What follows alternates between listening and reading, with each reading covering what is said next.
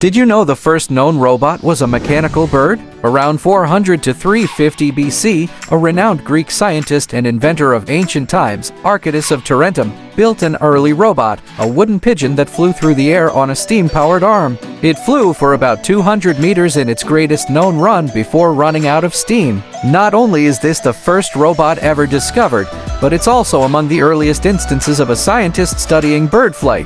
Archytas contributed to the research and development of mathematics, philosophy, and astronomy.